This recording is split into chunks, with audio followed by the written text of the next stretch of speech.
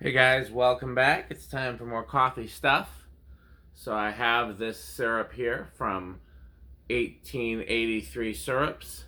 This is a Madeline flavored syrup. Now I think I said in a past video that I was done buying syrups. So let me explain what happened and how that fell by the wayside.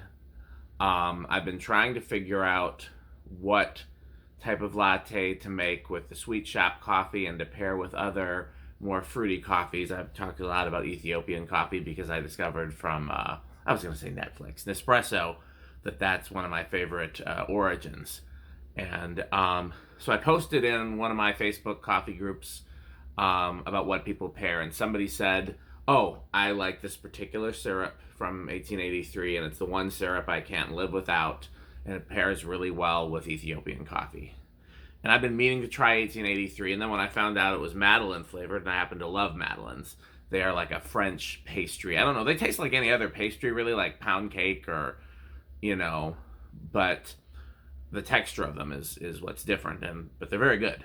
And so I want to try this, and so let's go over to the kitchen. Um, I've heard that these syrups are a lot stronger than other brands so that you can use less. So we're going to definitely start with one spoonful and we'll go from there. So let's go over to the kitchen. Okay, so we're over here in the kitchen. This should be easy enough. I got the Ember Smart Mug.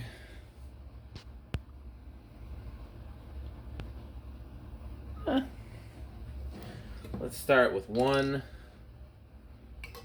spoonful. Oh, that smells great. I don't know what to say it smells like, but it's very strong. Kind of almondy almost. Okay, let's make... I always say a latte, but then I push the cappuccino button because I like the ratio better. Wait, I'm dumb. I forgot to put a capsule in there. Let's see if we can get one in time. Yes!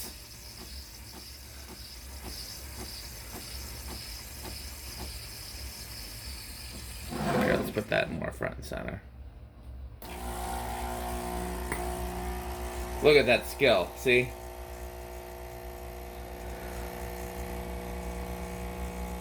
And I just happen to have, I did use an Espresso Ethiopia capsule. I'll put one there for reference sake.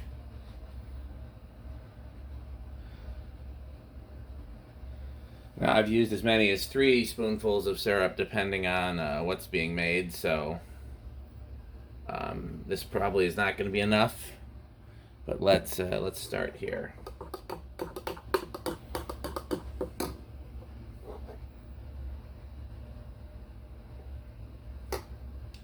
Yeah, one more. It tastes... I'm getting almond, and I'm getting something very similar to like amaretto.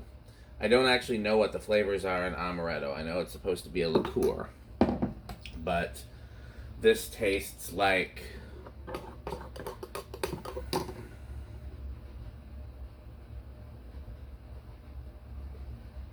Yeah, it's very strong now. 2 spoonfuls is very strong, so yeah, 1.5 even might be. It's good. It's definitely similar to those two. I'm going to see if I can find them, if I can put my hands on them quickly. Here's almond.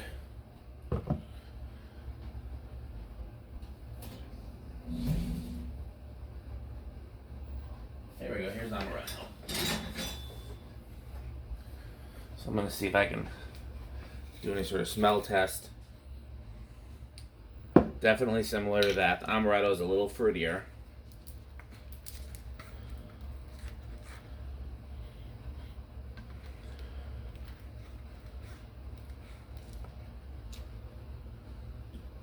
Sure, you know what? Just for the heck of it, let's do...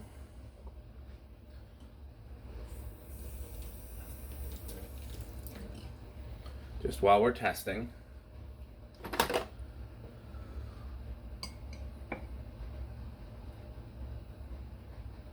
One, 2, If you know me, amaretto is one of my favorite flavorings. Let's see how that compares.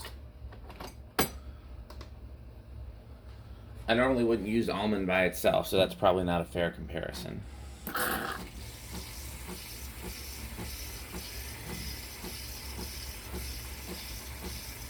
see, what are the ingredients? Does it say? Sugar, water, natural flavor, almond flavor.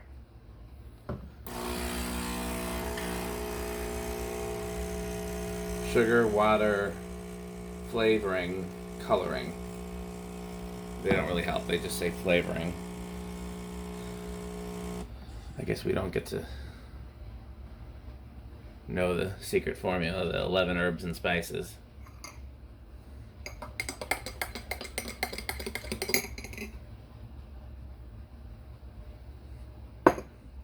Well, that is similar. This is a lot stronger though. In fact, to make them equal, it's definitely going to take 3 of this. Why did I just use a different spoon? There was a spoon in there. I was not using my thinking head. Yeah, it's about the same. Those are incredibly similar. If I'd tasted them both, I would probably only buy one. The advantage is that stronger. That's definitely an advantage. But flavor-wise, they're neck and neck. That's a little sweeter, probably because there's more of it. Okay, well, the thing is I like this. Would I buy it again versus just... I don't know. It's like I said, it's very similar to the Monin. But I definitely like it. You know, something else comes up, I'll try a different 1883 flavor. Thanks for watching.